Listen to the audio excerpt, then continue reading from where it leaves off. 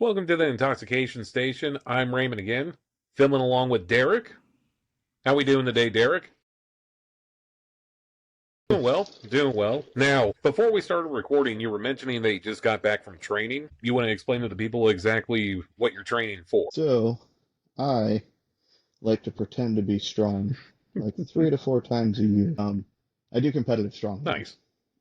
So basically, Sundays for me are strongman training days, and gonna go about run through some, competition events and stuff like that, and just work on the necessary stuff that we need to.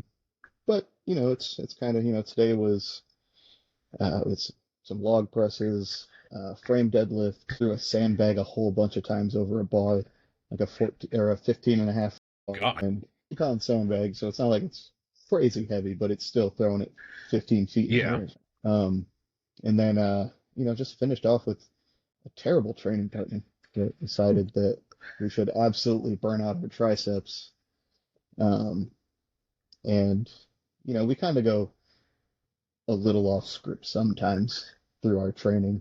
Um, just because we have so many different implements sitting around the garage and stuff like that. Hmm. So, mid like tricep torture, it's like, oh look, here's this 250-pound sandbag I can pick up and finish off with a little bit more log pressing just for the simple thought of this is a good idea, and it never Hmm. is. Yeah. Now, how long you been doing competitive for? And I started in, is it 2022? I feel like it's probably been 3 years at this All right. point. Um, and as soon as I started training, like I started in, I think it was January of 22. My buddy Brian finally talked me into coming out and training with him because he knew I powerlifted and trained and stuff like that. And he's like, I think you'd love this. And I was like, I don't know. He's like, come out one time and I guarantee you're gonna fall in love with it. And unfortunately, I fell in love Yeah. and kind of switch my entire focus to like let's get strong doing these events and stuff like that. And I think I competed for my first time 3 months after I started training. I was like, let's just jump right in and go for it. So like April that year, I found an event down in South Georgia, down in Valdosta, and my buddy Brian rode down with me, stayed in a hotel, and competed. And my whole goal for my first competition was like, don't zero any events and don't come in last place. And I unfortunately did zero one event, and it was just something that like I'm still not super comfortable Hmm. with is like log pressing. But I did zero, but I didn't come in last place. So I was like, hey, that's super cool. And since I started, I've kind of made it a goal to like do events 3 to 4 times a year. So, last year I think I did four last year. All right. And unfortunately, one of them was like 2 weeks after one. Probably wasn't the best decision. So no recovery whatsoever. Oh god, because I mean it's a week recovery after one Hmm. show, and then you're kind of rolling right back into it. So that was a bad, but it was a lot of fun, and I ended up like competing in a weight class that I had no business being in. I was in the heavyweight weight class, and um, but I ended up finishing third, I think, in that. So it was pretty cool to go against a bunch of people that outweighed me by quite a bit to finish third. So well, now it's like I'm working with a coach now. Beginning of the year, I decided because after the show that I did in October, it was basically one of those like it was a sponsored event, and one of the sponsors reached out and was like, "Hey, we're giving like a free month of training to all the athletes that competed." And I was like, "Cool, I'll take 4 weeks of free training." So my coach is Canadian, which is pretty cool. And he's also like he competes as well. He actually just qualified for like the Arnold that's coming up in Ohio, Nice. and so he'll be at the Arnold Classic competing. And did the first 4 weeks with him, and I kind of just loved like the accountability, like somebody that was just checking in with me after like every workout because I've got to record certain things for him, and then there's an app that I have to follow through with like putting in everything I Hmm. did, and he just kind of holds me accountable. Like, here's what you're doing wrong. Here's things that I'd like to see. So it's got a little bit of a two-way, like it's kind of an ego boost with some of the stuff when he like compliments me, and then he's like, but I see some work we can do over here. So it kind of keeps you in check with like what you're Oh, doing. yeah. And so it's kind of nice. It's yeah. So I've had him since December. So he's working me through. I have a competition coming up at the end of March. So we're focused on that one right now, and I'm hoping to win this one, and that will qualify me for nationals this year, Nice. which will be in North Carolina. All right, so not too terribly far where you're at. No, like last year it was in Denver, so it was like, that's a tough troop to get away for and stuff like Yeah, that. that's a couple of time zones away. Exactly. And it's Denver too. I'd have to deal with altitude Mm-hmm. and all that crap. So this one's, a few hours away in North Carolina, and so I'm just hoping to qualify come the end of March, and then I'll have a pretty quick turnaround to nationals because nationals is in June, so I only have a couple months to really like start pushing. Because nationals, as opposed to normal local competitions and stuff, is so much heavier than just like your normally organized competitions. So it's going to be a weird like transition, but again, my goal isn't to go to nationals and win. I mean, just to be able to go there, that's saying something. Yeah, it's like, oh man, I qualified for this, and then like, I just keep my normal goal of we don't zero any events and we don't come in last place. That's kind of my goal. And it'll be a pretty big thing to just qualify for it. Like getting that invite, you get that invite and you're like, oh, this is so cool. Like I get to do these things. But, deciding to become a competitive athlete at 35 years old was kind of a big stone. Just out of nowhere, like, hey, let's go ahead and try this. It's escalated Yeah. a lot. Yeah, because like, well, and then like in strongman, you can join masters at 40. So right now I'm kind of like the old guy. You know what I mean? Like pushing 40, I'm 37. Mm-hmm. So I'm at like the end of like competing at open and stuff like that. I mean, to an extent. I mean, you don't have to go in to masters even though you're 40. Mm-hmm. You just can. So it's just kind of, it's such a fun sport. Like I absolutely love it. Like the camaraderie amongst athletes and like just the overall feel of it. Because I mean, it started in the circus. So it was really a circus thing. So it's all about like, it's fun to be out and you're kind of going out and performing in front of like feats of strength. Pushing And heavy stuff, lifting heavy stuff, tossing heavy stuff, apparently. yeah, oh yeah, 100%. We've, um, and sometimes weird stuff. Like I've carried a fire hydrant 40 feet. Which, fire Um, hydrants, yeah, those are heavy I think the fire hydrant we had was around 200 pounds. So, but to show up event day, and I had never touched a fire hydrant. prior to Like, where that. do you find a fire hydrant? Where do you find one to train with? I don't even know where to go. I can think of a few places that you can borrow them. It's a matter of returning it without no one knowing. That's the biggest thing. Exactly. So it's kind of, it was fun because there's like on competition day for that one, there was like 12 of us standing around this fire hydrant. Like, all right, how do we carry this thing? Like, we got to figure this out real quick. So it's kind of like finding that weird in between of like, because as opposed to like powerlifting and stuff like that, strongman's more about like functional Mm-hmm. strength. Because not only do you have to be strong, but like you have to have like the cardio to keep up. Most events are like as many reps as you can do for 60 Mm-hmm. seconds. And you don't think 60 seconds is a long time until you start picking something up as many times, Oh, yeah. and then it becomes an eternity. So it's such a fun sport. I absolutely love it. And like the amount of people I've tried to like get into it, I'm just like, hey, just come out and train. See if you like it. It's fun. Not many people have taken me up on that offer. I think they see some of the videos I post and the stuff I do and stuff like that, and they're like, that's crazy. What are you doing? So, as far as like powerlifting or anything like that, I haven't done anything of that nature since like high school.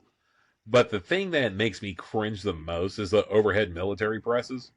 Because it looks like people's shoulders are just going to give out any second. So now take that, and like in strongman, it's very rare we use a normal bar Mm-hmm.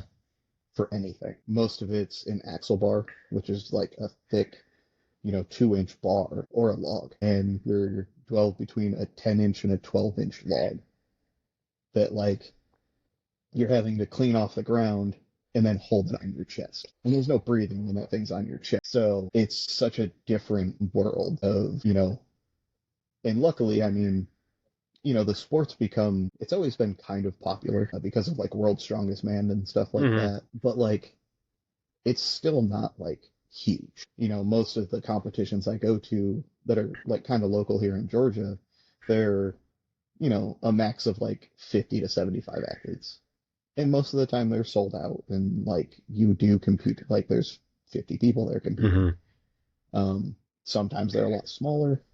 Um, and it's just kind of a very strange like mix of people that you get to meet because occasionally it's not even people who really compete in strongman, right? You'll have people that show up from like the CrossFit world who they might not be the strongest people, but their cardio is Hmm. insane.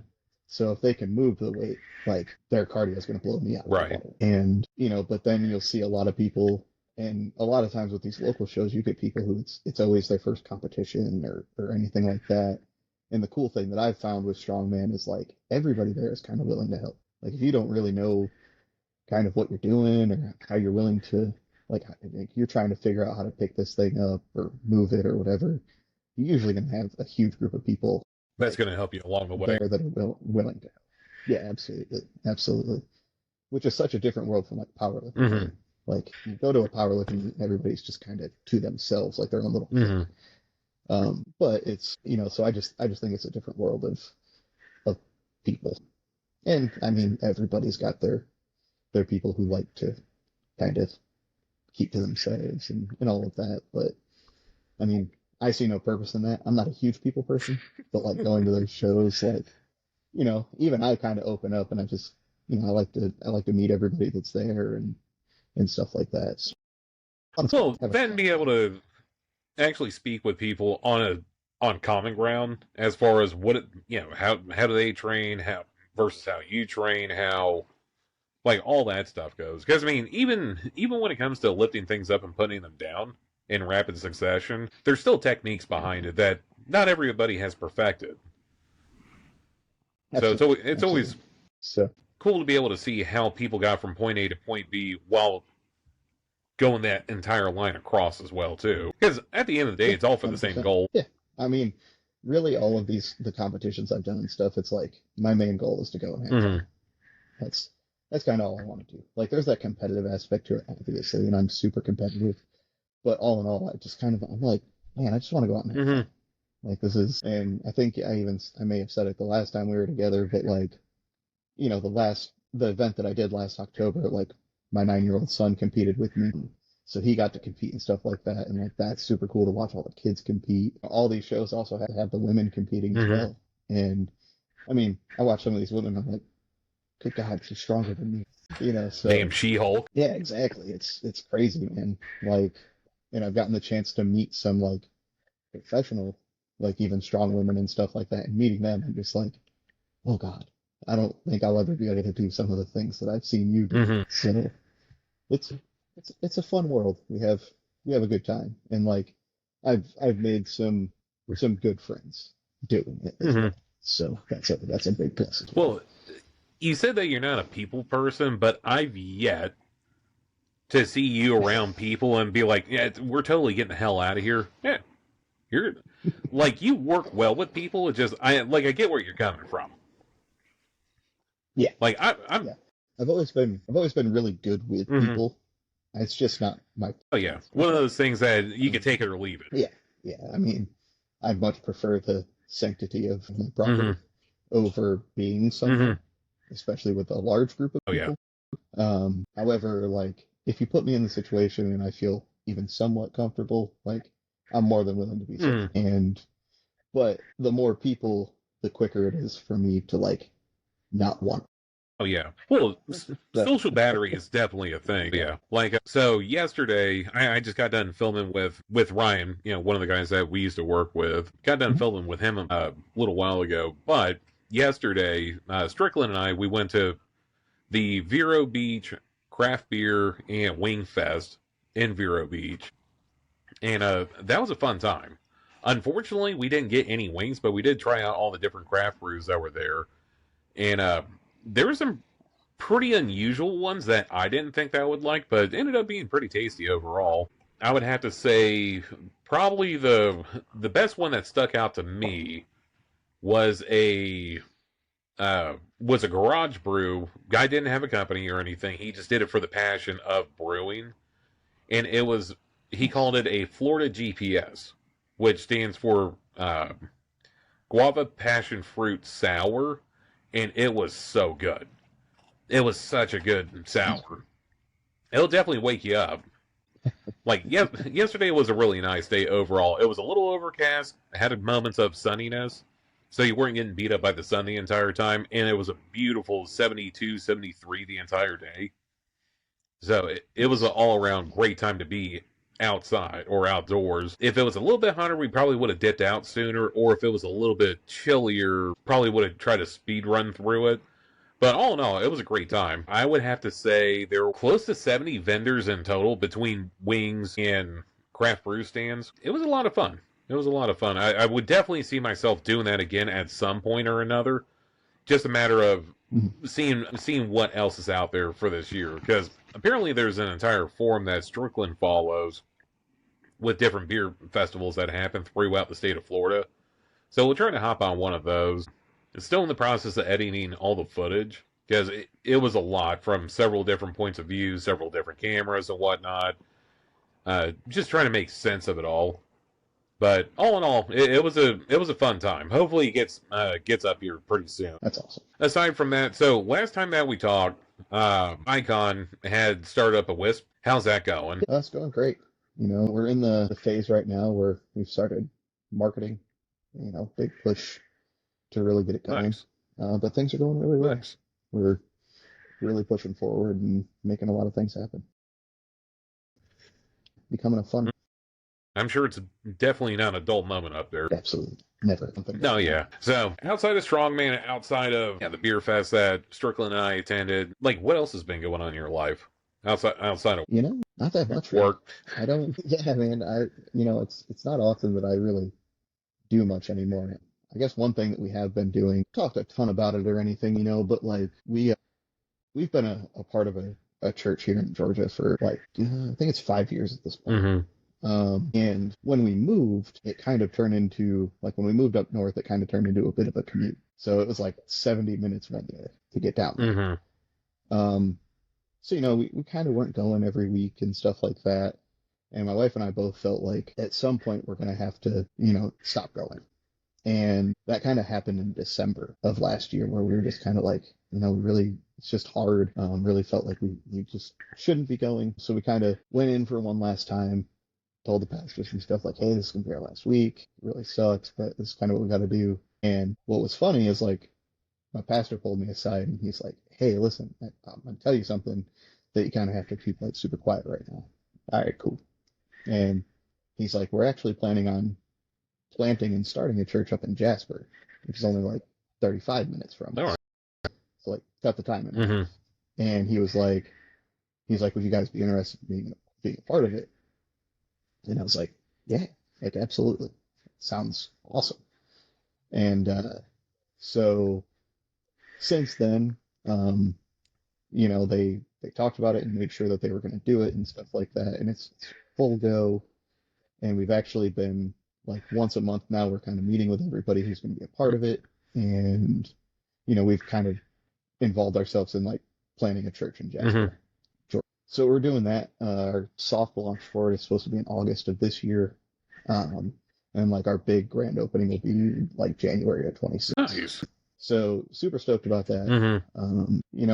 It's a lot easier to justify driving 35, 40. Oh yeah. Well, because where you're at, up in the piney forest of Georgia, if you will, it's not like that you're driving 70 minutes and only going 10 miles down the road. No, you're driving for 70 minutes. Like that's nonstop going. Like it's definitely pack a lunch. Yeah, I think to the old church, it was, I want to say like 64 miles one way or something like that. So it's, it's a full on, trek. Yeah. And, it eats up a ton of your days. Yeah. Right. So not only, you factor in church service, being a total of about 2 hours after service and then hanging out and talking with people.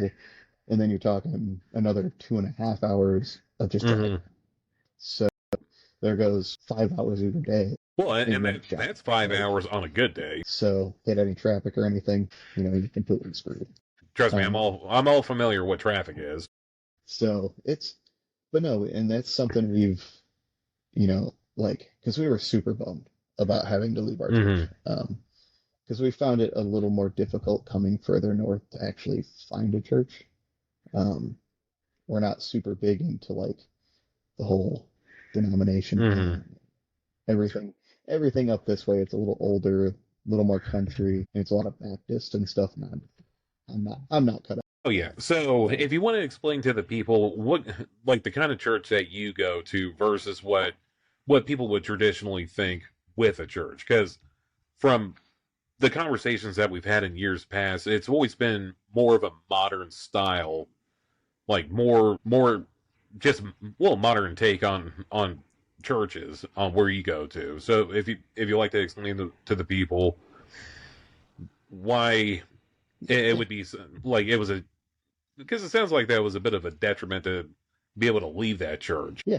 For us, I grew up being an Hmm. atheist, right? So when I actually, you know, got saved and found Christ and started my relationship and stuff, I was question Hmm. everything. Yeah, I'm still a lot like, but for me, I don't want to say that there's a lot of rules to being a Christ follower, Hmm. right? But there are. There's a lot of things that come with it. And for me, like the whole denomination thing is like extra rules. And I don't like Hmm. rules. So for me, it was like all of the churches we've ever really found and been comfortable in, like they're part of a denomination, but they might as well, but they might as well be non-denominational.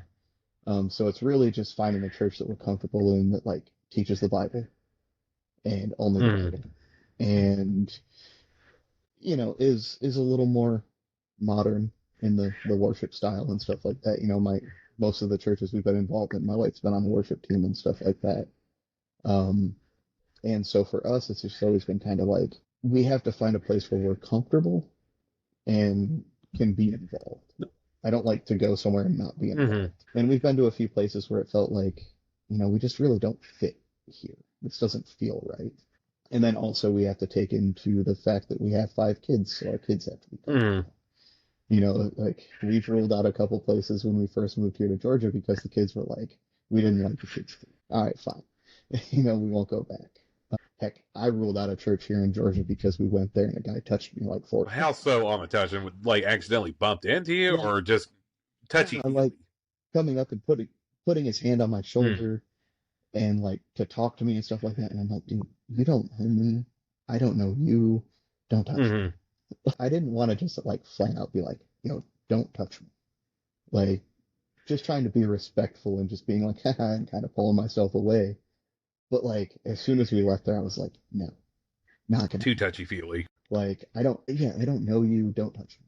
Like obviously, and I think you know this, as soon as I know you, I'm perfectly happy giving you a Hmm. hug or something like that. You know what I mean? Like, I'm cool with that. But like, not when I first meet you. That's not Oh happening. yeah. Well, I mean, it goes with more so on the ethics of just being around people in general. Like you don't have to touch everybody. Yeah, Like even a shoulder touch or something, but it's still like, hi, you're touching me. I don't like I that. don't know Like, your name. I don't know your last name. I don't even know who you are. I don't know if you wash your hands after you use the restroom. Don't touch me.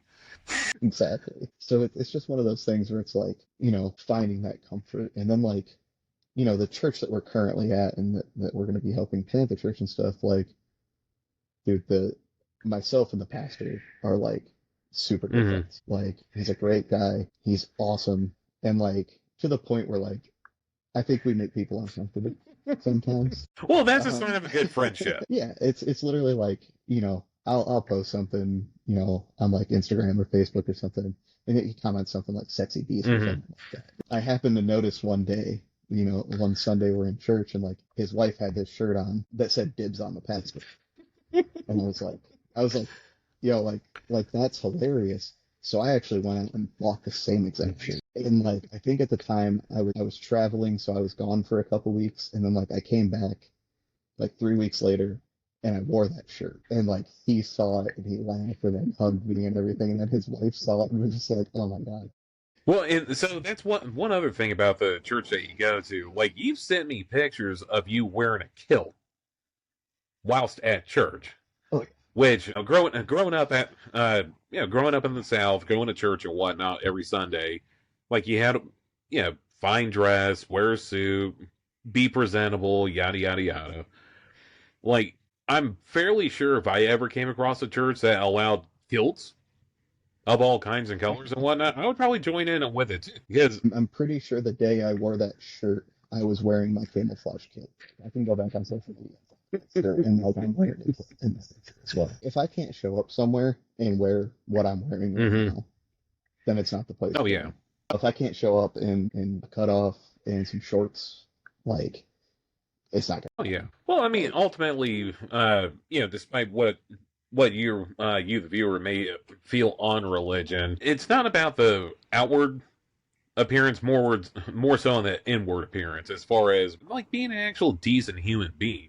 Because I mean, it's a very simple life rule: don't be a dick, don't hurt other people. If you live by that, like you're good with like 99% of the people out there. like I'm wearing a hat right now. I don't know if you can see it, but it says Holy Ghost. Like that's and if I can't wear that and you can't understand the meaning and stuff like that, then we probably can't be Mm, friends. And two, like you're not accepting me for who I right, which kind of am, so defeats the whole purpose of it. I'm very much in the sense of like you should be able to wear whatever you want to Mm, church, right?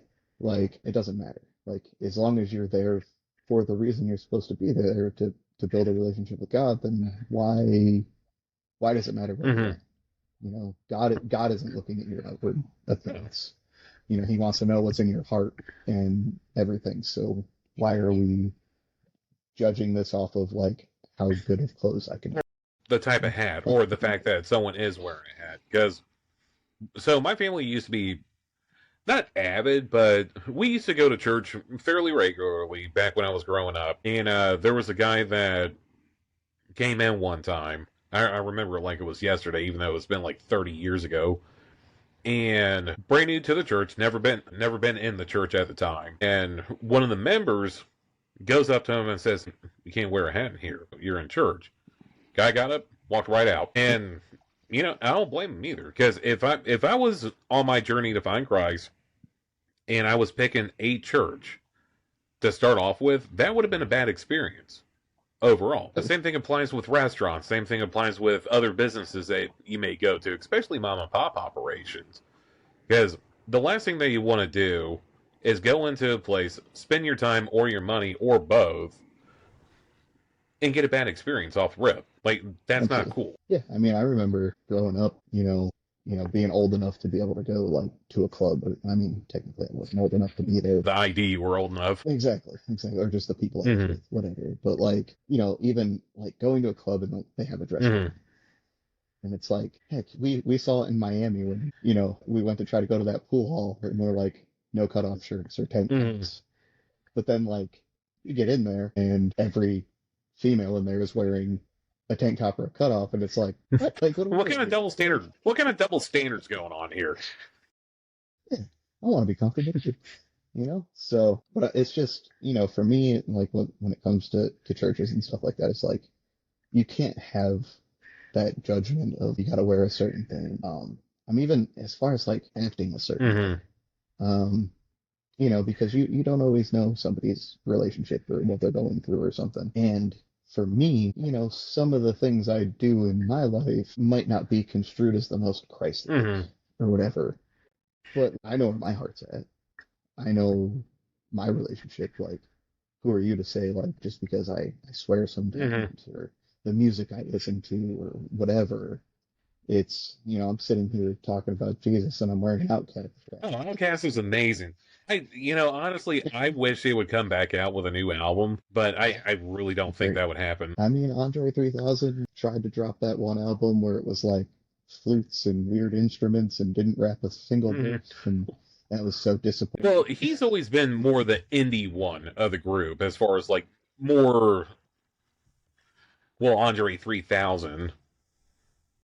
Yeah, Like, there's no really other way to explain his musical flow, but they work so well together so well. And they're right out of Georgia too. They're from Atlanta. Hmm. So, and I'm very much like, I hold that belief of like lyrically, Andre 3000 is probably one of the best rappers ever, just from a lyrical standpoint and everything. Like, people kind of forget how good he actually Hmm. is. It's so weird, you know. So, but I still I do too. listen to Outkast on a regular basis. Dude, I still listen to Wu-Tang. So I just had, um, I had my wife make me a hoodie a couple weeks ago, and it's got the big Wu-Tang W on it, and then it just says "For the Children" underneath it. You know, Wu-Tang is for the Oh yeah. children. So, you know, I've always been musically, I've never held like a super solid ground of like what I'm into. Hmm. So it's very much like it's crazy. Oh yeah. A car with me for hours. Long distances and such. But so I would have to say, being born in the 80s, growing up in the 90s, early 2000s, all the way to now, we've experienced so many different genres of music over the past 30 plus years that it's hard. Like for me, anyways, it's super hard to be stuck on one particular genre because there's so many out there. I don't know if it's because it's a Florida thing, a Southern thing, or just age demographic, but yeah, I'll have everything from old school hip hop, old country western, new country. Like Christina Aguilera's on my playlist. Like I have such a wide Absolutely. variety of musical choices out there, only because it's hard to stay on one particular one. Now, I will get hyper focused on one particular artist for like the handful of songs that they may have, like Fallen in Reverse, for example. He is talented. I have heard through the grapevine that he is kind of a dick to work with, but he's pretty good at what he does. Like just the range that he has. And I mean, Yeah, Post Malone too. I do love me some Post. absolutely. Yeah. Like I would so much like to have a beer with him and just talk, have a conversation with him, see where that leads. Like he's such a young guy Yeah. compared to us anyways, but he's done so much to get where he's at, which I still find kind of interesting that he originally started with country, didn't work out well for him, went into hip hop, that did well, and now he's gone back to country.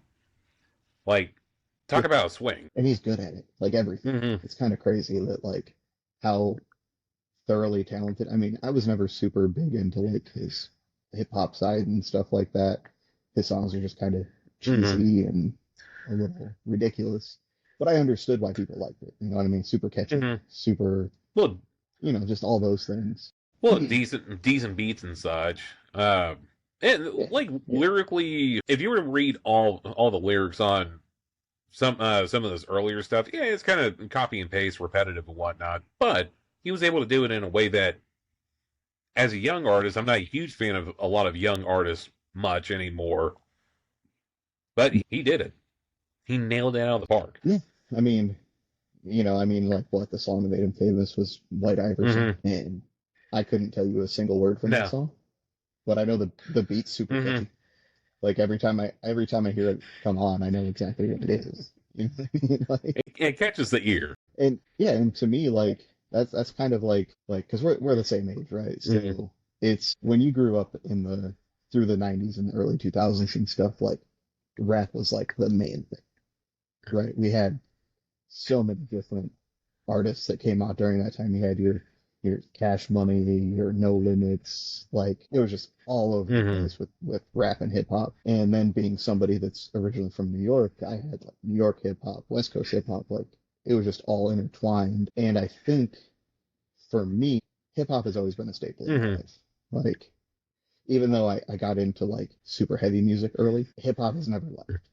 I've always listened to rap, just Hmm. constant throughout my life. It's just strange to me that there's like this, like obviously like the new wave of hip hop is atrocious in my personal Oh yeah. opinion. There's some new artists that like I have found that I do enjoy, but for the most part, it's just not for Hmm. me.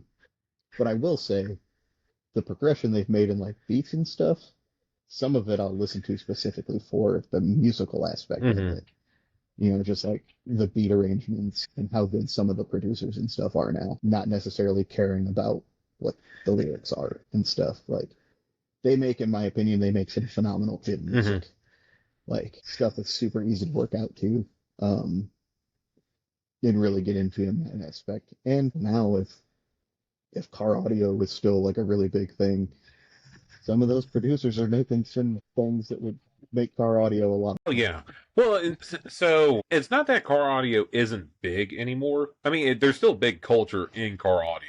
It's just with the newer cars that they get progressively harder and harder to work on because you're dealing with mainly integration at that point. So my first job out of high school was working in car audio, and back in the early 2000s, it wasn't it wasn't nothing to be like, oh, pull into the bay, we'll have your car ready in an hour, because all it was just hooking up adapters and stuff. But with technology becoming a predominant feature in new vehicles now, like some of the integration harnesses, you're not tying into just a radio anymore. You're tying into the ECM, the ECU, all the nervous system of cars now, which is completely unnecessary from like a maintenance point of view. Because I mean, think of it. Think of it like this. There's a big thing going on with John Deere right now, where they're making it to where you have to send in your equipment to get serviced at a John Deere site, which,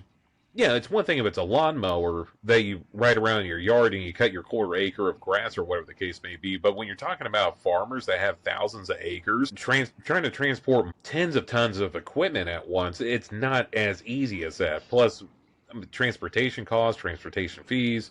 If they don't have their own equipment to do it, some of the oversized permits that you have to get along the way for it, like, it's not that difficult. It's not that difficult. Like, you should be able to work on your own stuff. Well, yeah, and I think, I can remember back to like me first starting driving and stuff like that. I mean, the first thing you did was swap out the radio. It's the first thing you did to any vehicle you got was like, hey, we're putting something new in this, and I'm going to put a system in it. Like, and now it's like I go and get a new car, and I'm like, I don't even want to deal with the headache that is involved. And not only like wiring it, but like taking it out. I don't even want it. I'm gonna break something. I'm gonna do it. Well, I'm gonna break something. It's going to be expensive to replace. What do you mean they don't have it in stock right now? It's a brand new car. That's why it's not in stock. They don't have stock. And it's just. What do you mean I can't? Like a harness used to be what, like 15? Get that. That was for a good harness. And now it's like 150. I've seen them. You got to integrate. I've seen them go as much as $375 for an integration harness, and that's typically with Chrysler products. Unfortunately. I've looked in, because I have the RAM, and to even consider doing something in that is, because it's all tied into, the heating and cooling, your steering wheel, all these other things. It's like, I don't even want to do it. Like, and finding, in my opinion, I mean, it might be a little more prevalent down where you are, and I'm sure I could find more in Atlanta, but man, finding like a car audio shop in there is crazy. Like, well, I can't imagine what an install goes for. Well, so I still keep up with, from the social media aspect, I do keep up with the shop that I worked at. And one of these days I would like to invite the owner to the channel and possibly do an interview with him, because he's got a wild ass story to get where he's at. But just the simple fact that it's not easy to do any of the stuff anymore. Because back when we were growing up, it was all about the craziest install. Painted, leather, suede, alligator in the seats, TVs everywhere. And it just isn't that anymore. Like, there is a subculture within the group that is car audio that do pretty ridiculous installs where they got 30 speakers in one door. All these loud competition pro audio vehicles and whatnot, which is cool. I mean, if that's your thing, that's your thing. It's your money. You do with it what you want. But it's not that big in the United States anyways. Now, that's a little bit more prevalent once you get over towards South America, Central America, some parts of the Caribbean and whatnot, where that's going to be more predominant. Only because with, like, different car audio brands, like, growing up, Alpine was the company. It was the end-all, be-all company. When it came to CD players, amplifiers, subwoofers, speakers, all that stuff. But now there's so many different companies, along with what I'm willing to call legacy companies, that have been around since the 80s and 70s and whatnot. But there's so many new companies that are out there now that are more affordable than what they were 20, 30 years ago. Like my first vehicle, at one point I had 4 15-inch subwoofers in there. That thing was loud. Loud. But in the same token, it was a hodgepodge of equipment. The subwoofers were kicker, and the amplifiers were US amps. And kicker's still prevalent, and they have equipment that's fairly easy to integrate into vehicles nowadays. But unfortunately, US amps is out of business, from what I've been able to find, anyways.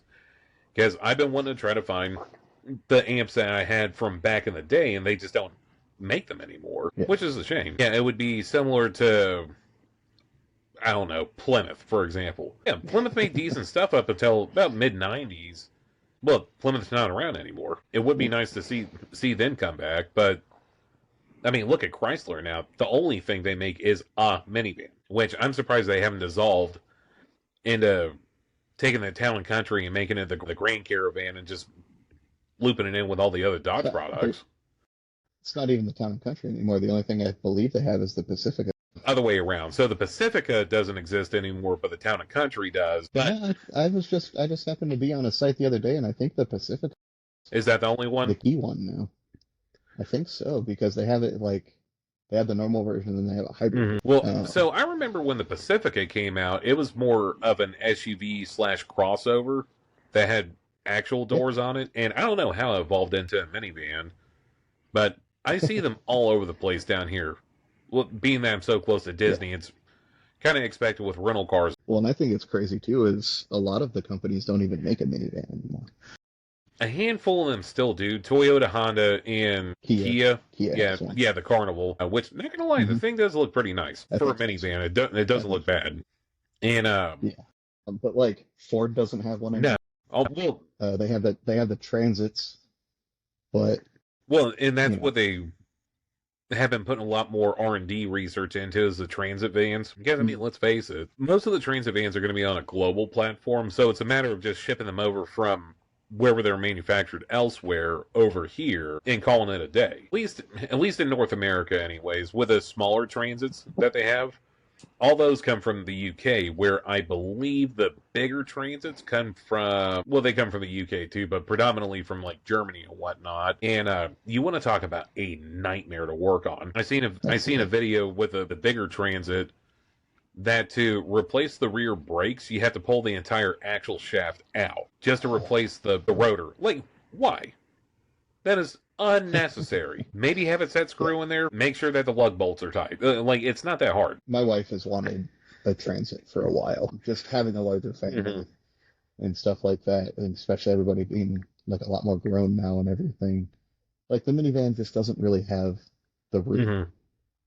And like I've never like both of us just kind of never been big on the whole SUV thing. Really, in my opinion, way too hard to get in and out of, especially with kids and stuff like that. I know they're super prevalent and stuff like that, but also like when it comes to all those things now, everything's so unaffordable. Well, it's because they're so popular that they're able to charge whatever they want for them.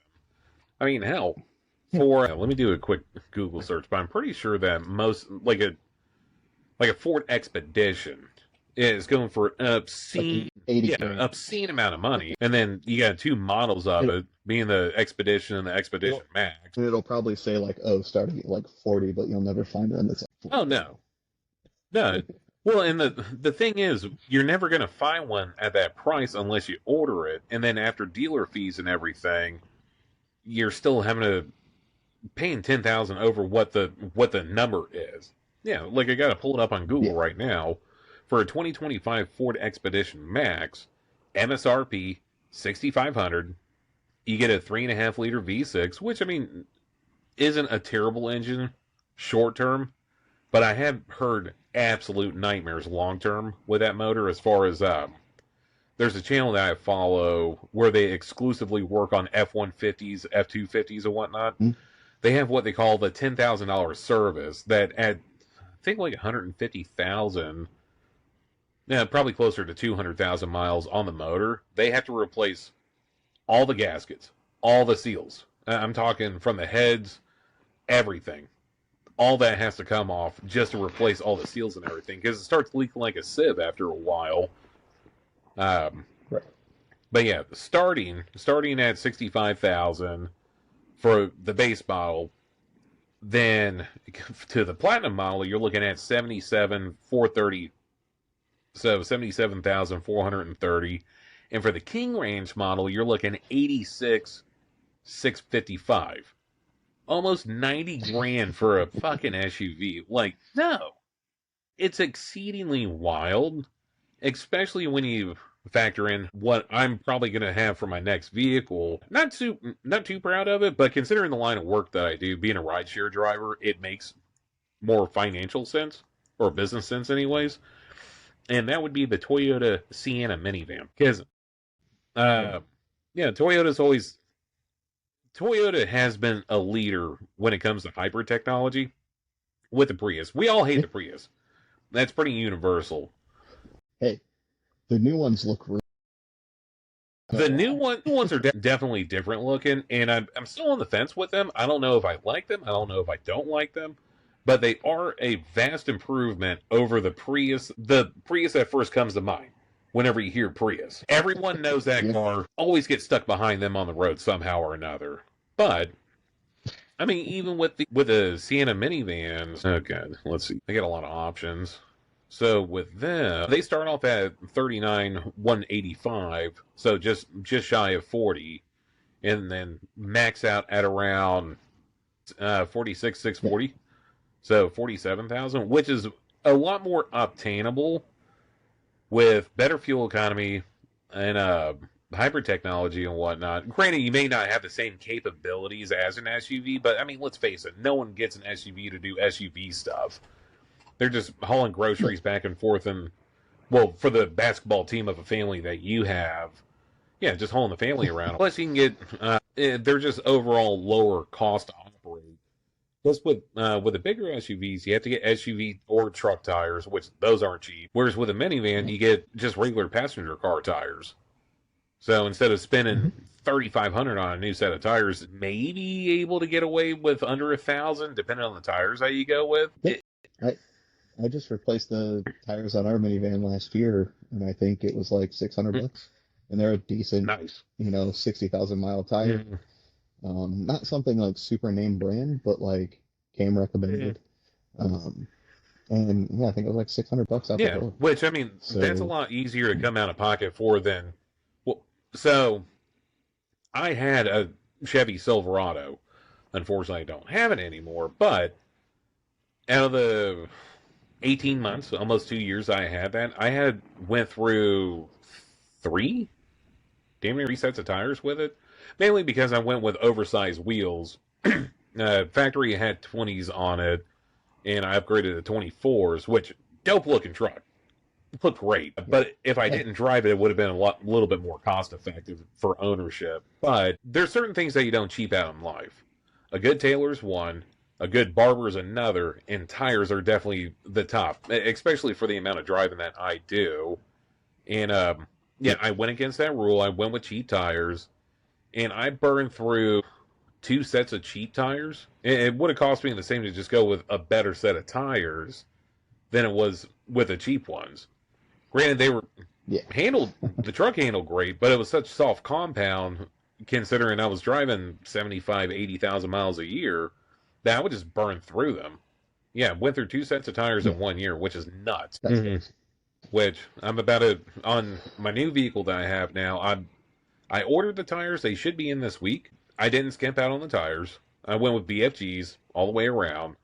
More known for their truck tires. I'm going to try out their passenger car tires and see how they work. But it was like under $1,000 for roadside, unlimited replacements, as far as like punctures and whatnot. Like, through Costco.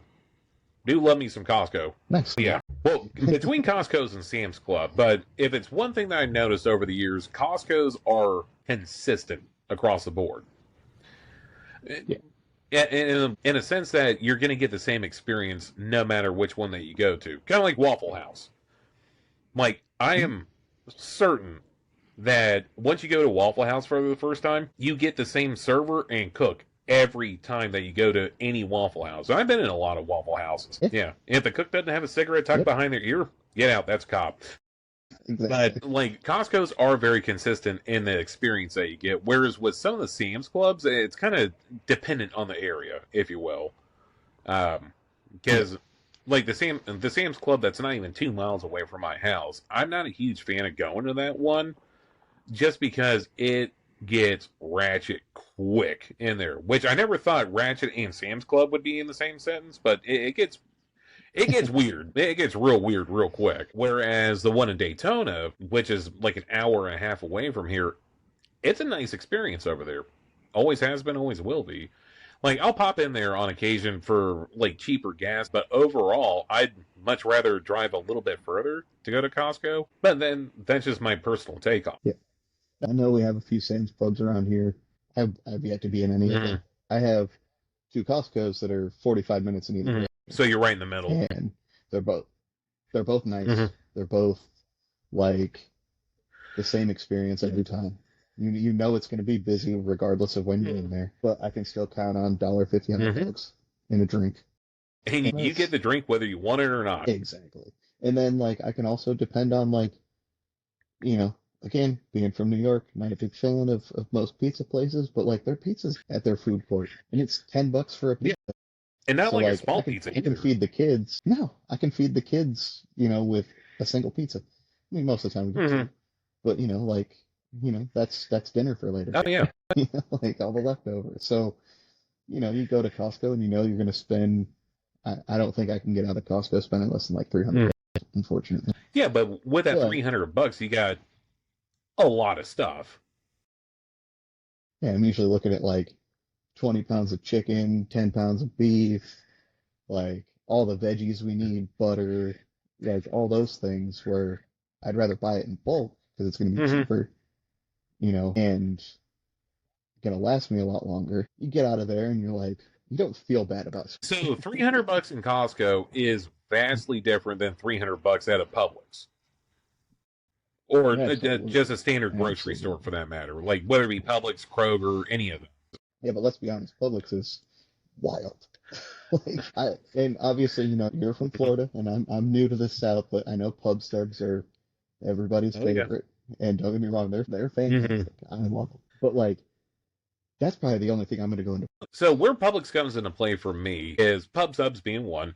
Yeah, gotta love a good pub sub. Some of the locations down here in Florida have beer and wine bars in them, which is hilarious. I've been in them. I haven't participated with the beer and wine drinking though. So as far as the podcast goes, when Strickland and I go to visit different places and what have you, that's on the list of places to go to. It's one of two locations. So a Publix with a bar is one of them that we're going to go outside of the fray as far as small mom and pop operations. And the second one is a chain of restaurants only in South Florida, specifically Southeast Florida, so like Fort Lauderdale, Miami area, called Flanagan's. Flanagan's is dope. Every time I go down there to visit family, we always try to pop in there. And it's definitely a place on the radar that goes outside of the fray of being a big chain restaurant that I'm willing to review. Like, there's so many reviews on them, and they all talk about the ribs and everything. Like, I mean, don't get me wrong, their ribs are good. But I would much rather go in there for the burgers and stuff because their burgers are dope. Do you remember the chicken wing place that we ate at in Miami? Like, do you remember the name of it? Dude, I wish I could. It was a sport. Like, I don't even remember the road we stayed on because it was right down the street from the hotel. I'm sure if I looked at a map, I could probably remember it. If it still. It should.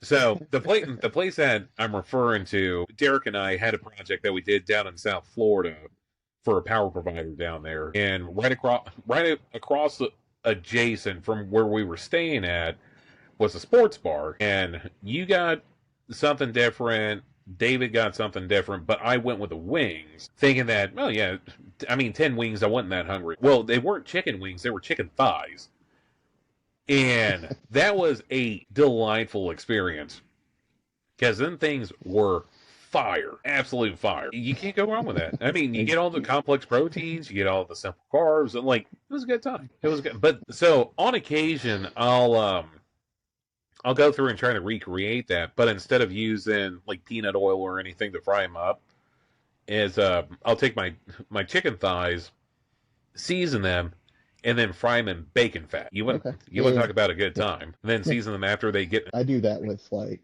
burgers and stuff like that on occasion. Just like need to up the fat content or whatever. Like frying some.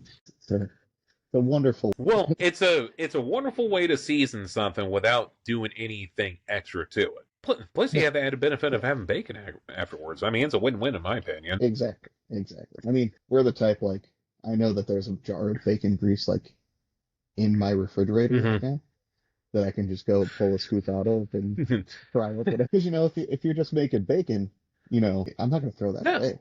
It's going in. It's going in well, the jar. bacon's literally the duct tape in the culinary world because you can use it for any and everything. Need to 100%. add more fat content to something? Put bacon grease in it. Want to add more flavor? Put bacon grease in it. Need to lubricate something? Bacon grease. And just Yep. bacon, bacon, bacon all day long. Now, one thing that I haven't been able to find down here, granted, I haven't done much research, but are the halal food stands that we ran into when we were up in Philadelphia and the beef Mhm. bacon. The beef bacon that they had up there was so good.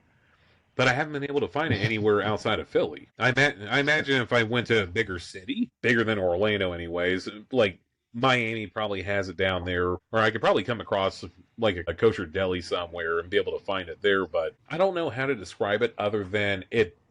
It's one of the few bacon things that isn't bacon that's better than bacon. Like the whole turkey bacon Right. thing. Like you're living a life of lies at that point. If you prefer Absolutely. turkey bacon, like not in this house. No, I'm very much like, and I know that you've been keto for a while now. So what's better than bacon for a keto diet? You know Hmm. what I mean? Like it's protein and Yeah. fat. What more do you need? And it's one, like, does it suck to cook sometimes? Depending on how you cook it. So I'm a big fan of baking it. No. I like to bake my Hmm. bacon because I don't have to stand over it and get splattered with bacon Hmm. grease, even though I smell fantastic for the rest Oh, of. But like, I don't need third degree burns on my arms from cooking. you don't need to Um, look like that you have freckles after you cook bacon. Because yeah, exactly, exactly. so I do prefer baking it, but how I like to bake it is I'll put a cooling rack in the pan first, then put the bacon in on top of that. That way you have this Yeah. nice pool of just bacon grease at the bottom of the pan, and then you can pour that Mhm. out. So it's a lot easier as far as like cooking goes because you always come out with crispy bacon every time. Cleanup is a Yeah. nightmare there. Oh my god, because with all the little grates that you have to go through and clean out. My wife and kids are weird. We're like, I don't want to say all my kids, but a few of them, but mainly my wife. Like, they don't eat the fat off the bacon. Yeah, they eat like everything around it, and I'm full on just like grab it and eat it. It's like, dude, even if I make like steaks and stuff like that, like my wife has that weird texture thing of like she doesn't like if her mouth bounces off like the fat or something, she's like immediately. Hmm. And I'm the guy that like any cut of steak that you give me, all the fat, like my plate's gonna be Hmm. empty. We're eating the fat, we're eating everything. I don't care. Waste for whatnot. Exactly. And I'm like, it's good. Well, that misconception of fat being bad for you is like, Well, and so like I'll like I'm more than happy to clean their plates as well. Like, it was, hey, give me all of it. We're hmm fine. well, not to get too political, but as far as like recent events and whatnot, with RFK Jr. being the head of the Department of Health, what is like? Mhm. How do you feel about the push for like beef tallow as as a replacement for seed oils? Oh For yeah. it. I'm super for it. I was super stoked. So our family for the last 12 years, probably 12 years, our kids don't eat any food dyes. Um, and we don't do any soy. Um, and like so many different other things. But Hmm. like we've been food dye free in our house for 12 Nice. years. It's just kind of became a staple for us. So like the him getting rid at least of one of the food dyes. I mean, he wasn't even in office when we did Hmm. that. So like, I think, but bringing like more of the masses like into the realm of like, this stuff's terrible Hmm. for you, um, and getting it out of there is fantastic. Like I love it. Like there's so many preventative like behavioral issues and stuff like that that come with kids that are linked directly to like red Hmm. 30. It's almost like an allergy reaction to like their behavior. Um, and I mean, I'm not just talking out of my butt here. There's several studies on it. You can go But and yeah, look it Google up. it. You'll be able to find it. Yeah, and like a lot of people don't realize that, like, I don't think enough people do enough research into what your food Hmm. does to you, right? So, I mean, your food can affect your mood, your overall health, Hmm. obviously, and all of the crap that like we add into our food in this country. Oh yeah, well, Like, especially from a filler when I, standpoint. dude, you look at a package of, like, you go to the store and grab like a pack of French fries that you're gonna make at your house, Hmm. right? There's a list of 40 different ingredients on that Yeah, thing. for potato. It's potatoes. What are we Like doing? it's not that hard. And on top of that, like they say, like, oh, the preservatives and stuff. I'm like, bro, it's frozen. Like, you can just freeze potatoes. Like, what are we Yeah. doing? I don't understand why we need all of this. Like, so it's crazy to think that, and, like, a lot of people just aren't willing to, like, I don't know if it's not do that research or don't realize that research or whatever. But man, you can cure so many different things in like your family and loved ones and stuff like that by just like cleaning up your Oh food. yeah. And people think, like, people are under this misconception that it's like crazy expensive to do It's that, not. and it's really No. not. Like, because one thing that, like, especially for us, that it does, right, is less snacking and actually being more complacent for like full on Hmm. meals and stuff like that. I'm not always the best at following it because I'm a snacker. I'm a sweets guy, Hmm. stuff like that. But like, even some of the sweet things that you can get that don't have the food dyes and everything in them are readily available and not super Hmm. expensive. So it's crazy to think like people have this weird misconception of like, oh, living a healthier lifestyle is going to be like exorbitant amounts of money, and it's really No, not. it's not. Like, I'm in the process right now. Like, I have my competition at the end of next month, and I got to drop like 12 pounds to make weight. And so for like the next 4 weeks, I'm going on like a strictly carnivore Hmm. diet to cut the weight. And I mean, that means I'm going to be eating separate from my Hmm. family and stuff like that. I'll be making my own meals and everything. And like, it's expensive, but like, you can also do it in a cost effective. Oh yeah, absolutely. Like, bro, if you don't think I'm the guy that's walking through Walmart or any other grocery store and looking for the reduced price Hmm. labels, I 100% I'm looking for those yellow. Oh yeah. Well, and then well, especially with the cost of everything being so much higher now, eggs. Like Yeah, holy shit, eggs. eggs are ridiculously priced, and like I have my theories on why they're expensive.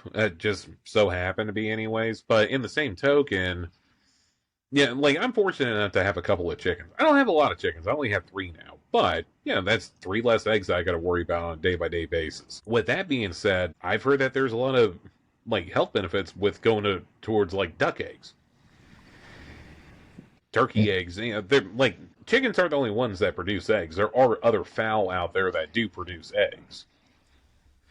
So one of the issues with like eggs and stuff like Hmm. that is, especially when you're talking about like factory farm eggs, all of that is like, what are they giving to the Hmm. chickens? You know what I mean? Like, as far as like, are they giving the chickens antibiotics and what else? Their vaccinations and stuff are they giving them? And like, I guess you have to realize that like that stuff carries over. So, for us, a big thing for us looking for meats is like, no steroids, no antibiotics ever, stuff like that. And the reality is like, it's only like $1 or two more. Like, and especially with prices now, like, yeah, it's expensive, but like, is your health worth spending a little bit Oh more? yeah. Well, You know? how's it go? A an ounce of prevention's worth better than a pound of cure or something like that. Because if like realistically, yes, you may be paying more for raw ingredients that are healthier for you, but in the same token, how much more are you going to be paying later on when it comes to medical bills? Like, because I am Exactly. 100% sure that extra dollar 25 a pound that you're paying for up front is going to pale in comparison to 10,000, 10,000 plus dollars of medical bills for something that could have been prevented in the Yeah. first place. Yeah. And I mean, I look at us and, we're very holistic and natural and stuff like that. And like, that's just kind of the lifestyle that my wife has adopted for our family and stuff like that. And I'm super for it, like super pro doing Hmm. it. But like, I can't tell you the last time my kids have been to a doctor for Hmm. anything. Short of like, when it's like, I have a daughter that had open heart surgery at 8 years Hmm. old, right?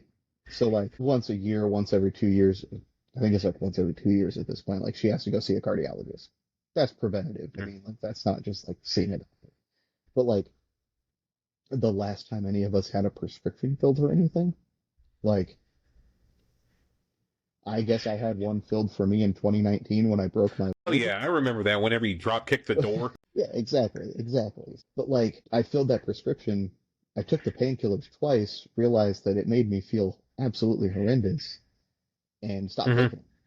I was like, you know what? We're just gonna deal with, going and people think this is super woo woo and they don't work or whatever, but like essential oils and stuff like that, like started going that route, and then just started, taking different supplements and stuff like that to help with the pain and everything, as opposed to one, I already have an addiction problem.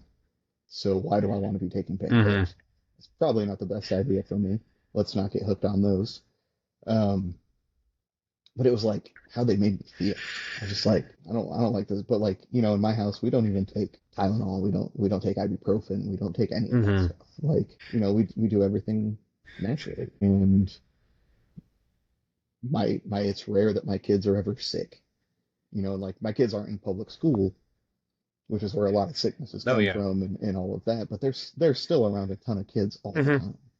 And I'll see other people's kids who get sick, but like my kids are fine, and it also probably helps that, my kids are outside most of the Oh yeah. time when it's not super cold out. If you know what I mean? Like they're exposed to the elements and stuff like that. Like my kids love playing out in the woods and doing things. Well, they're playing And in the dirt. I mean that, and it's yeah, been proven on multiple studies that if you're around that as a child, like playing in the dirt, playing with wood, just being outside, being outdoors in general, that you have very little health issues growing up compared to someone that's been inside their entire life and they get sick at the drop of a mention of a flu shot.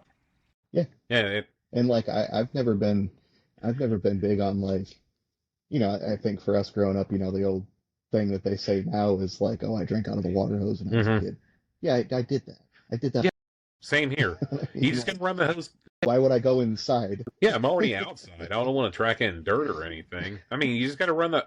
Yeah, there's water Yeah, out here. all you got to do is just run the water hose long enough, especially in the summertime. If it's been laying out in the lawn for a little bit, you just got to run until the water Yeah, comes out cold, and then boom, you're good. yeah, Oh fresh yeah, water.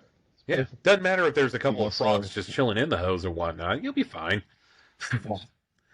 and like, for us, like, even where we're at, we're like on city water and stuff like that. And recently we had a water softener put in and stuff like that just to take care of some of the hardness. And then like at our sink, we had a reverse osmosis thing put in under the sink, and like now it's like we're drinking tap water Hmm. again.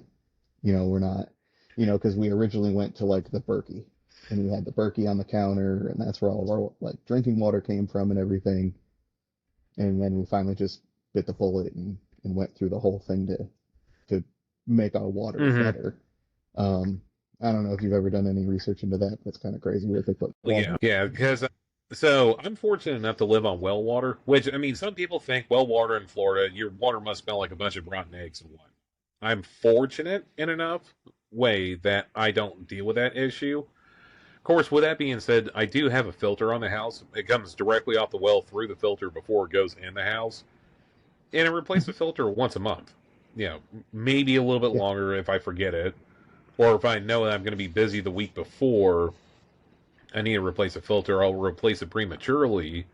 And it wasn't for taste as much as sediment removal. Because, I mean, once again, it's a well. And yeah, I very rarely do I buy water. I'll just bottle up some water before I go to work for the day. And I'll have my Yeti Rambler. Yes, I have a Yeti Rambler that I'll fill up with ice and water, and that's what I'm drinking on the entire day. And I much rather prefer that. Now, if I'm in a pinch and I went through all my water, of course I'm going to go through and buy something to drink. I'm not dumb by any means, but in the same token, it's very rare in the southeast will I drink from other well water sources just because they Mhm. do have that odorous smell to them. But with that said, like I've had tap water up north as well too, like New Hampshire, even Pennsylvania when we were up there in Philly. That tap water was outstandingly good for being tap water, but once again, they have way better infrastructure for it than what I believe we do in the state of Florida. Right. And like I'm big, like I don't do the Yeti things or anything Mm-hmm. like that, but like I bought from a company called Gallon Gear, and they sell these gallon jugs, like these sleeves on them, and they're basically like it's a reusable gallon Mm-hmm. jug. You know what I mean? As where you shouldn't reuse normal gallons and stuff like that. And like I fill that, and that's what I drink Mm-hmm. every day. You know, it's super convenient. It's nice, you know, but I am the guy that walks into the gym with a gallon jug of Oh yeah. water and stuff like that. But you know, I like to stay hydrated and stuff like that. And if my water, like, we didn't drink our tap water here for the longest, you know, for the first year and a half that we lived here or whatever, because it wasn't Mm-hmm. good. Like it was just like the smell of it, like you know, and like how hard it was kind of crazy. Like you know, we started realizing issues with like skin and hair and stuff like that, and like having three females in my house is never a good thing. Mm-hmm. But like ever since we've changed it up and you know gotten the water shelf, I had to spend a little bit of Mm-hmm. money, but like it's just made everything that much Oh yeah. better. Well, I mean, going back to the reason why I had the filter put on my house with all the sediment and whatnot, with a water softener, you're removing a lot of stuff that would be scaling up on the inside of the pipes as well too. So if you look at it Yeah, from a maintenance, like a preventable maintenance standpoint, I mean, it's definitely a lot cheaper to put in a water softener than it is to repipe a house because they're all blocked up with scale buildup and whatnot too. Mm-hmm. exactly. So you know it's a preventative thing not only for us but our Mm-hmm. house and different things as well. So and what I have to go out once every 3 or 4 months and put some salt in it. So such a hard thing to Mm-hmm. do. But yeah, I think it's kind of where I get frustrated sometimes, right? Is like people thinking that like medicine and stuff like that is like The end all be it's not all. like they're not trying to fix you at this Mm-hmm. point. They're trying to like keep you accustomed. And you know, I unfortunately I think one of the issues we deal with in this country and stuff is like not allowing more natural remedies and stuff to actually be available to Mm-hmm. people. You know, we have you know we've had the war on drugs for how long that you know drugs has obviously won. Let's Oh be yeah. honest here, we lost the war to drugs. And the thing is like there's so many things that are Schedule One that it's like, man, that can actually be used to help Mm-hmm. people. Like it's crazy, you know. I mean, obviously, like marijuana has become a lot more of a prevalent thing, but I also personally don't like what's going on with that industry because they're making everything into a science Mm-hmm. experiment. Like it's like how much THC can we put in this? And it's like, well, now you're just taking it to a level of like you just want to be like extra Oh safe. yeah. And it's like, why can't we just keep it to like we're using this still as like a medication, not for you to be a Mm-hmm. zombie kind of a thing. And you know, all the studies they've done with like psilocybin, like mushrooms and stuff Which I mean, that's a over big like the one. past 10 years. That's a real big one. Yeah, like they've and especially for people with like PTSD and stuff like that. Like they did a bunch of studies out in Colorado where like microdosing, so you're not actually tripping, but like it's releasing the endorphins in your brain and stuff that stop because of that Mm-hmm. trauma. Um, and I don't want to say they've cured people with PTSD, but like they've made their lives Mm-hmm. manageable by like microdosing. And it's not like, oh, we're like getting these people high and they're tripping. It's like, no, we're just like helping their brains function Mm-hmm. better. Like in helping subside some of this trauma and helping them live like a productive life. And it's like, but we'd rather push like an SSRI Mm-hmm. that like comes with this astronomical list of side effects. And I think the one that's a kicker to me with SSRIs, right, is like you see like, you know, risk of like suicidal tendencies. Mm-hmm. You're like, wait, that's what we're trying to stop. Like, what are we doing? Like, calm Yeah, down. because I mean, with most medications that are out there, yeah, it may help out with your blood pressure, but you're going to have a laundry list of side effects that go along with it. Some of which Yeah, exceed the main treatment that they were going absolutely. for. When I look at some of them, and it's like for your what's one that I've seen recently for like Hmm. psoriasis, right? But then like you look at the list of things, and it's like I don't know, man, bleeding from your eyeballs. Like what is happening? Hmm. Like what are we doing? Yeah, Like I think I'll take the yeah, psoriasis. I'll deal with some Like itchy skin for a little bit. I mean, worst case scenario, you put an antifungal on there, it gets rid of it. May not be instant, but so that brings up a good point with medicine being a practice and not a profession. Because I mean, let's look at it from the standpoint as a like automotive mechanic. That's something that you and I can relate mhm, on. Would you yeah, rather bring it to a professional mechanic or a mechanic that's practicing? Yeah. exactly. So I mean, why aren't Yeah, there medical professionals out there if it's still a practice at the end of the day? I don't yeah. know. And like for me, it's crazy to me that I look at this, we're having this conversation, and I'm like, man, we're both idiots compared to some of these people. Yeah. Oh, yeah. Like I'm so dumb, but it's like I've figured this out, Hmm. right? Like I've done the research into certain things. My wife has done a ton of research. My wife is so much smarter than me. It's kind of ridiculous. If you do the research, you can really figure out like, well, I can treat these things with something other than running to a doctor and putting a Hmm. band-aid on it. Because none of these medications that they're giving you are a treatment. They're, like, so it's like I'd rather treat the issue and have it taken care of than mask it. Hmm. I don't want it to just be pushed to the side and then like, my God, I can't like afford my prescription 1 month and then I'm Oh, yeah. screwed. Well, Like, I just, especially when it comes to preventable stuff. Because so you mentioned that you were going to go more towards a carnivore diet to drop weight, and there's been lots of studies out there, and all of them routing back to yeah, you eat more fat and lean proteins, or more fat and protein in general, and you're going to shed a lot of cholesterol. There's a reporter out there that's been carnivore for like 12 plus years or something like that. I can't remember her name off the top of my head, but she has like zero cholesterol whatsoever, and she's been on carnivore for the past 12 years. That should be a testament in itself compared to, say, someone that's more of a vegetarian or vegan based diet. Sure, you can eat holistically in that way.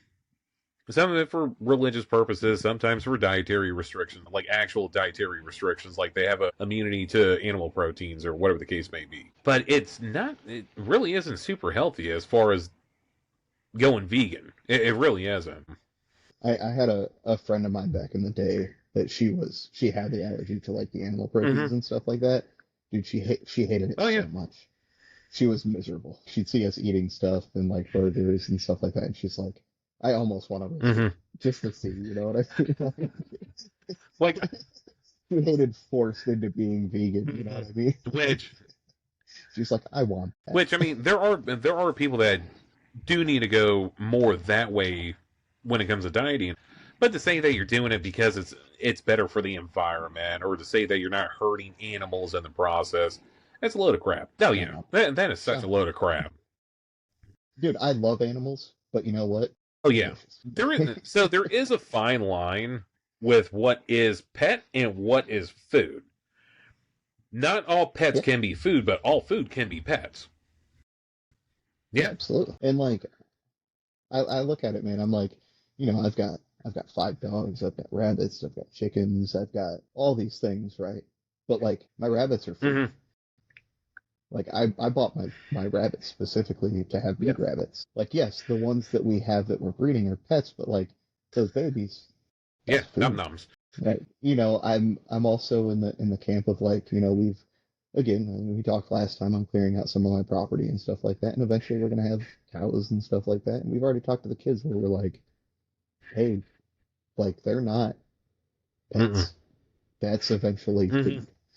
Like that's what we're gonna have these for. That's what we're gonna Oh use yeah, these well, for. well, So especially when it comes to raising your own cows. Like I have a buddy that had property out in West Florida, and that's what he did. He had property to where he could raise cows on it, And at one point, he had 3 cows, and each one of those cows were able to provide for him, his family, and his extended family.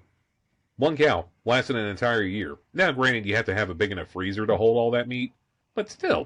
And it's also like a lot of people will point at it and be like, oh, well, it's not the most cost effective or what. It's all But it's relative. like, I mean, going. but it's also like, I know where it Mhm. came from.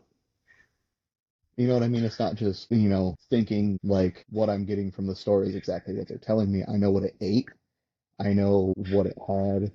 Like, I know these Mhm. things. So it makes me feel better personally, where it's like, yeah, it might be in the end a little bit more costly than if I was to go buy Mhm. one already or whatever. But also, like, I know exactly what's gone into it. So for me, it just makes me feel Well, better if anything, from at the end of the day. from a reassurance point of view, because Yeah. if like the whole movement from farm to table is, or from field to table, yeah, it's a big thing for good reasons too. Because especially when it comes to Mhm. commercial farming, now I do have one thing to say: there's never been a cold outbreak when it came to beer or whiskey. I'm just saying, like lettuce, so you're less likely to catch an E. coli infection with whiskey than lettuce, but like it doesn't take a lot to be able to farm your own food as far as land space goes, depending on what you're Mhm. growing. Because if yeah, I get it, not everyone has access to outside. Like most people that live in apartments, they don't have a yard. They don't have a lot of space. But if you can get a planter that's 3 foot by 3 foot, or the equivalent to a square yard, you can produce quite a bit off of that square yard. Yeah, and you buy some lights and you can do it Mm-hmm. inside. You can do the hydroponic thing. Like it's very obtainable for just about anybody, even if it's for simple things like peppers and certain things like that. It's like, well, you can at least do something that's kind of Mm-hmm. sufficient, right? Like, I mean, how many people do you know that just like in their front yard, in their flower garden or whatever, are growing some vegetables and stuff Mm-hmm. as well? Like, and again, like you said, like it's less obtainable for people who have like an Mm-hmm. apartment or something like that. But it's like, man, even if you have the smallest of yards, like you Oh grow yeah. stuff. Well, it's not like they have to go to a big seed manufacturer, Mosaic being one of them, and obtain seed from them. Lettuce is a prime example, especially when it comes to romaine. All you got to do is just chop the bottom of Mhm. it, put it in the dirt, add water, put dirt on top. You have another head of lettuce. It's Yeah, effectively indefinite growing. Yeah, peppers are really easy. Get the seeds out of them, which you have to de-seed them anyways. Whenever you go to process them before you cook them, might as well go ahead and put them to use. Tomatoes are another one. Celery's really easy. Like there's a lot of food items that can be grown at home, even in the most humble of ways, to where you mhm. can, yeah, you buy it once to be able to effectively clone off of it moving forward. But like it's good, like so with the cooking that I do, I've been adding a lot more bell peppers into my diet and whatnot. One for fiber, then and the flavor. I love bell peppers. It's getting to the point where I'm thinking about growing them, and like I said, it's not going to take a lot to grow them as far as like overall. And something I've actually learned, honestly, it was kind of recent. But within like homeschooling the kids and stuff like that, we recently found out that like our our local 4-H Hmm. club has like this thing where like you can literally just go pick up packets of seeds for Oh yeah. like it's nothing. You just have to go when Mm-hmm. they're open, ask them for seeds, and they give Seeds. you. And like I think we got like, dude, I want to say we got like 50 different packages of seeds and stuff, like flowers, vegetables, everything. You know what I mean? It was crazy. It was like, oh, I mean, and granted, like they're not expensive, Mm-hmm. right? It's what, $2 to $6, whatever, for a package of seeds for most things. But like there's also that option of like hitting up a 4-H or something like that and just getting it for Mm-hmm. free. Like there's so many different avenues that you can go about it, and like it most food stuff, as opposed to like flowers and everything, like you don't exactly have to have a green thumb for. Some of Like the stuff they're pretty is resilient. pretty Oh easy. yeah. Yeah. It's easy. I mean, water it. I mean, literally put it in the ground and Yeah, water add water. And it. depending on where you're at, rainwater collection is always a viable option. For If it's not illegal. yeah, if it's not well, if it's not illegal in your area, or well, the biggest thing would be not getting caught if it is illegal in your area. But yeah, with because I mean, going back to the whole municipal source water that we were talking about, how you have a softener and a ROI system on your house. Like if you put that into plants as well too. I mean, if it's not good on you, it's not going to be great on them either. So rainwater collection is a viable option. Granted, there is some more logistics that are needed on that, as far as making sure that you're just collecting water and not breeding mosquitoes, which we all know Yeah. mosquitoes suck. No one wants that in their Like, life. and I'm gonna say this too, that if you're somebody who lives in like Arizona or Mm-hmm. Nevada or New Mexico, and you're like, I can't grow anything because it's desert out here, you shouldn't live in the Yeah, freaking desert in the first place. that sounds like a huge like downfall on your behalf, specific to you. You live in a Mhm. desert. What do you think was going to happen? And I mean, don't get me wrong, like even here in Georgia, like we have clay. Hmm. Like most of our ground is clay, right? So a little bit harder to grow things, stuff like that. But hey, that's when you just start, you source some topsoil and things like that, and you kind of build some plant beds and kind of do that. It's not an expensive endeavor by Oh any means. no. Well, Like that is a therapeutic hobby at the end of the day. That's rewarding is the biggest thing. fun. It's and it's something, especially if you have like kids and stuff like Hmm. that. Like man, what better like bonding time and learning experience Oh yeah. setting up a garden and kind of doing that. Like they're probably going to think it's like boring or dumb at the Hmm. beginning, but I think once it starts producing and doing all that stuff, like it's really teaching them like a life, Well. and like that's a big thing for us, especially with like being a homeschooling family, right? Is like our kids are in school all day. It's not just Hmm. school because life experience for us is school. So like all of my kids cook, all of my kids bake, and they do it on their own.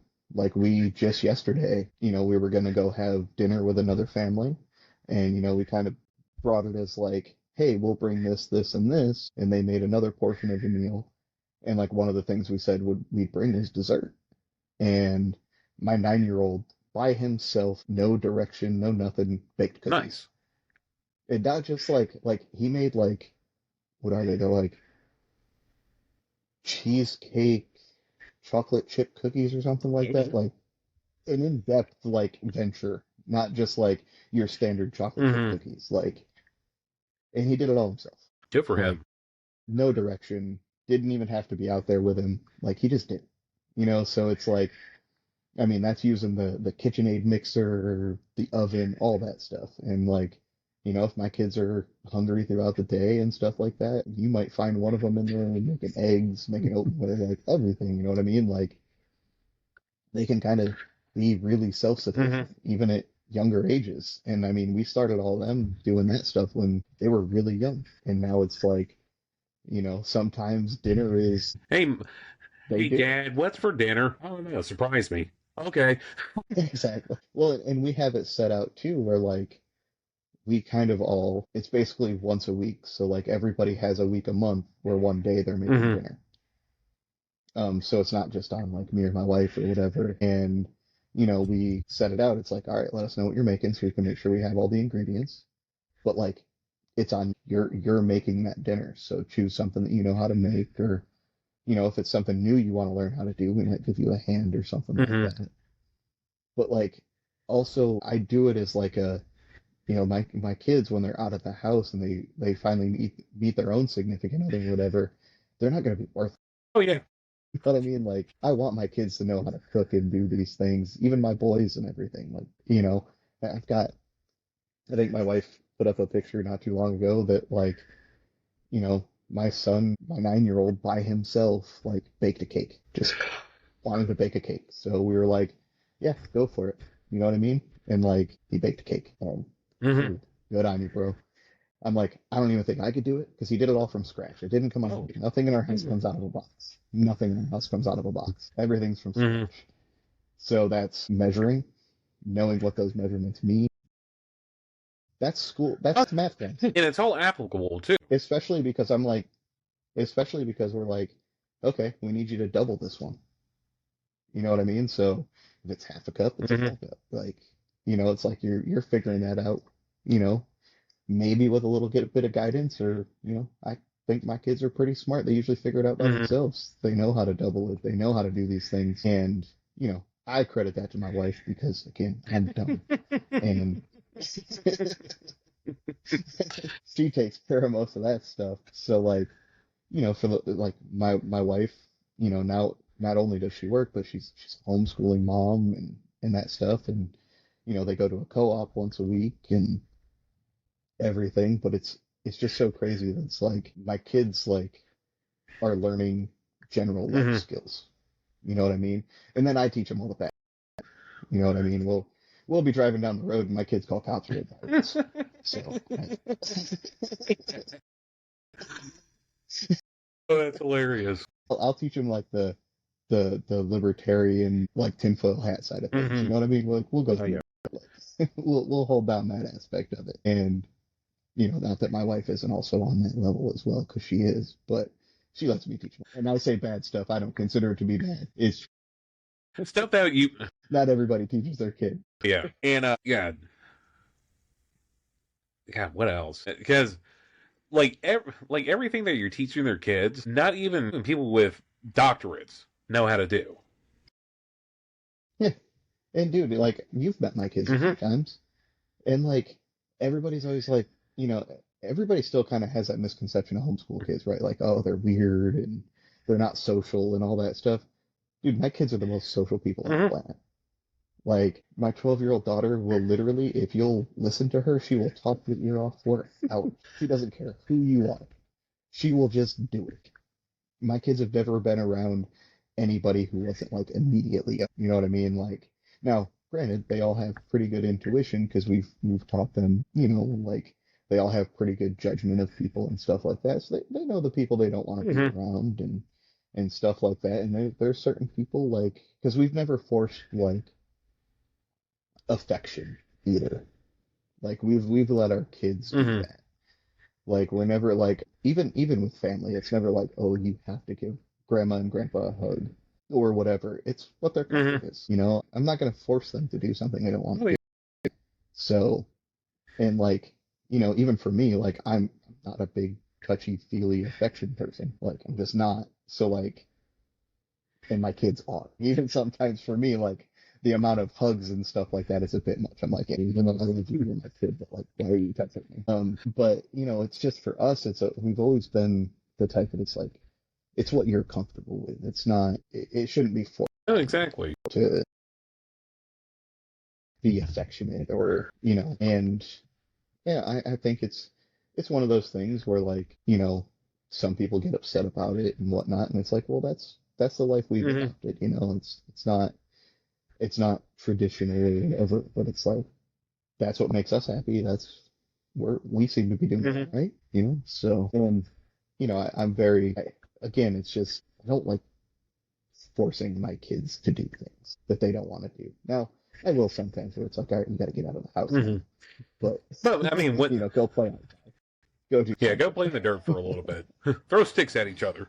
Yeah, because like we're also and some people are kind of weird about this, but we're super limited on screen time in our Hmm. house. Like our kids are not on screens all day.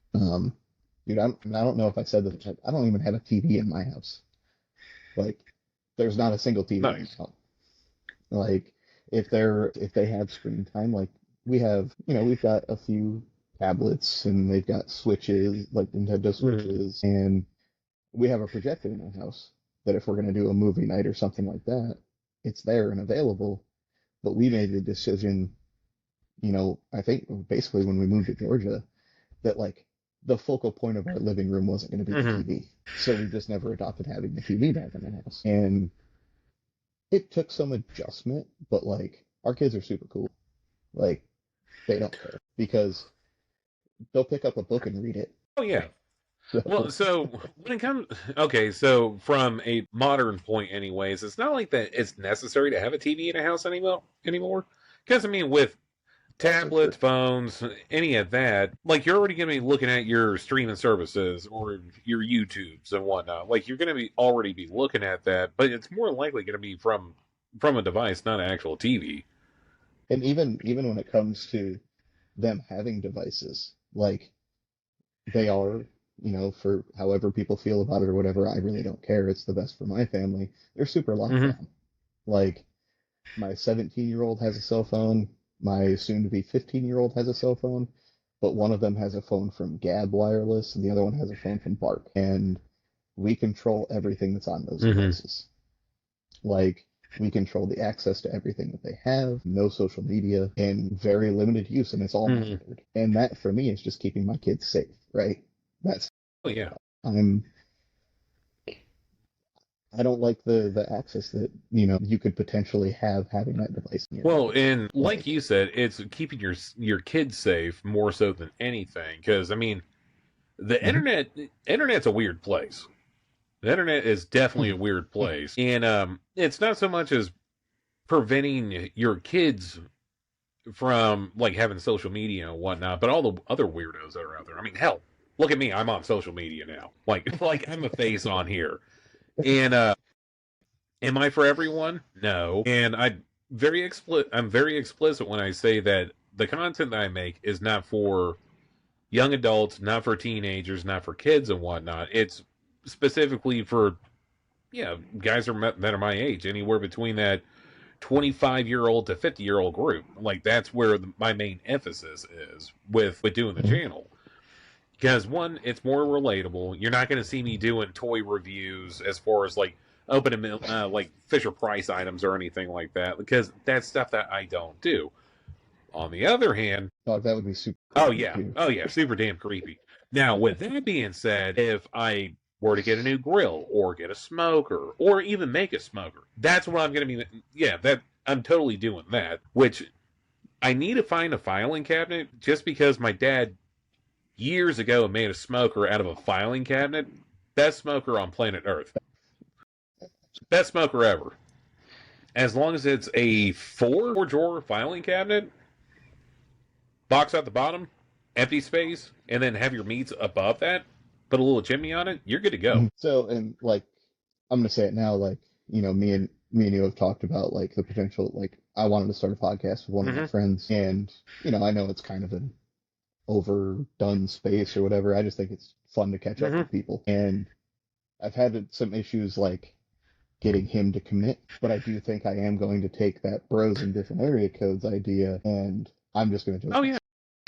And I'm just going to start talking to people and bringing friends on and all the other people I know and stuff like that. Like, and I want to use it as like a not only like to connect with people Mm-hmm. again and like actually have conversations with friends and stuff, but also like I want to bring people on who are like doing Oh yeah. things. Like I have friends that own businesses and help them promote and stuff like that as like a give back to like, hey, like maybe it's not a huge platform right now, but like it's something. Oh yeah. It's something that's going to go out on social media and stuff. Well, I So, mean, same thing applies to with Strickland and I starting off the channel predominantly doing restaurant reviews and whatnot. It has evolved a little bit over the time of doing them.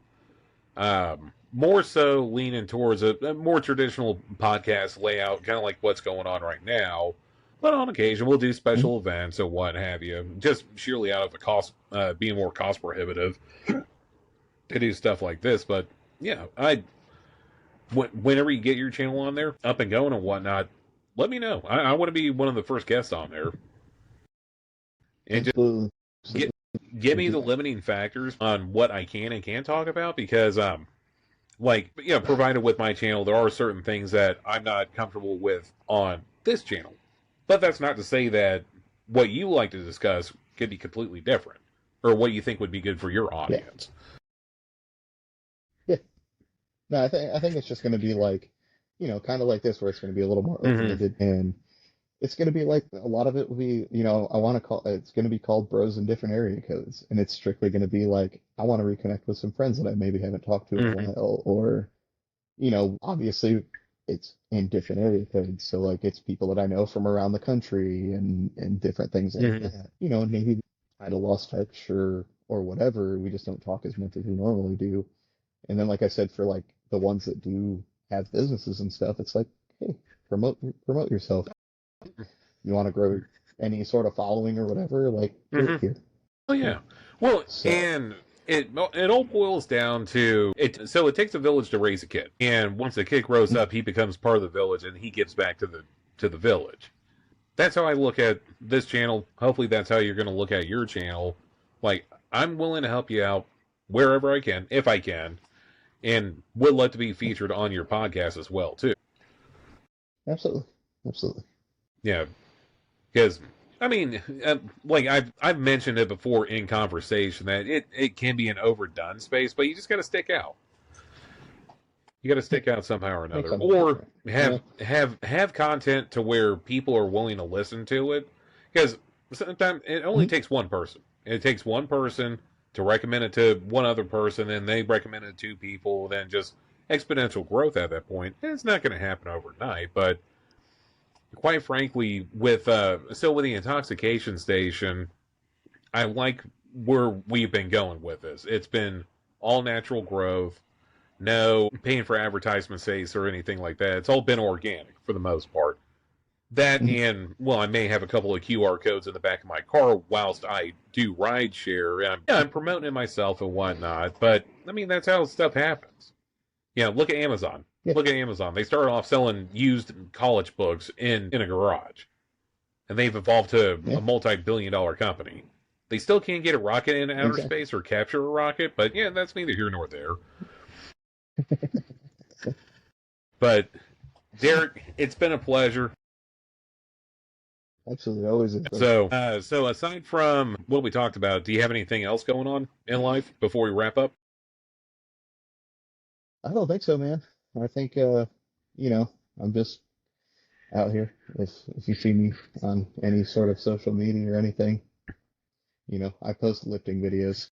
Lift things up and put them This down. is what I do. Exactly, exactly. But for the most part, it's just, I enjoy these. I get to talk with one of my buddies and just have a good time, and so Well, I appreciate the time absolutely. you are willing to give me and Well, hang out. thank you for making time for me as So, well too. And absolutely. with that being said, Derek, it's been a pleasure. It's always having a pleasure having you on the channel and whatnot. And on that note, we out.